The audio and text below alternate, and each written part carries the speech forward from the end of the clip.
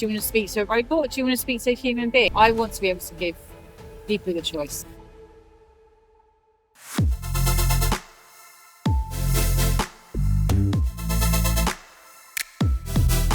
What's your view on AI and how are you going to sort of embed AI into the organisation?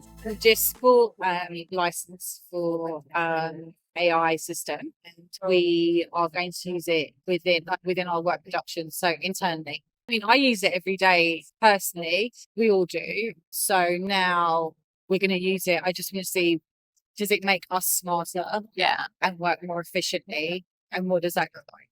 Next year, we're going to go live with something, and now I want to give a choice to our clients. Do you want to speak to a robot? Do you want to speak to a human being? And some people don't have time, right? Luxury's time to a lot of people. I want to be able to give people the choice.